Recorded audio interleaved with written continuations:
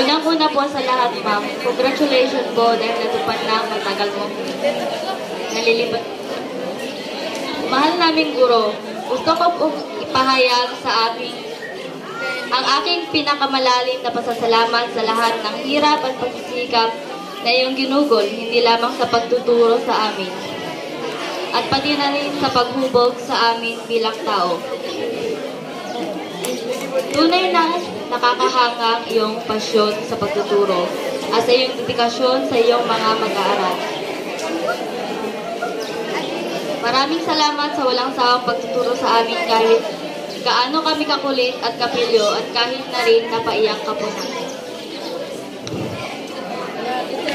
Kayo po ay naging isang mahusay na mentor at gabay at nakambag ng malaki sa aming karera.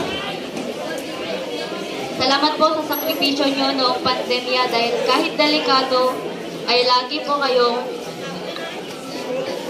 po ninyong pinupuntahan ng mga estudyante para maturuan. At ma'am, hindi lamang kami ang tinuruan nyo ng akademikong mga aralin, kundi pati na rin sa mga aralin sa buhay at syempre, lalong-lalo na sa pag-ibig. Doon sa kahit papyaw na pagpapayo o kaya pabiro, ay doon kami pumupulot ng aral.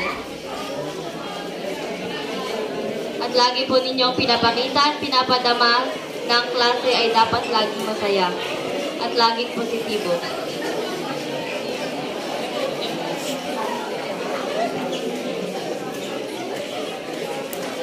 Kaya hindi na po nakakapagtaka na maraming mga estudyante ang nagmahal at napamahal sa iyo. Kayo ay naging isang mahusay na mentor at gabay.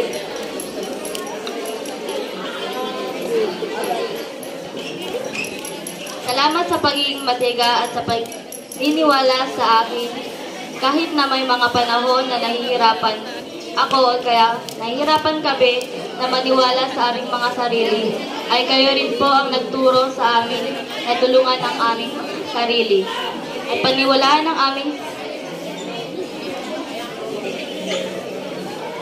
at magtiwala sa aming sarili. Ang iyong paghihikayat ay tumutulong sa akin at sa iba na harapin ang mga hamon sa buhay na may tapang at katatagan. Maraming salamat po sa inyong walang sawang pagsusuporta at pagtuturo sa amin. Ang iyong dedikasyon at pagmamahal sa trabaho ay tunay na kahanga-hanga.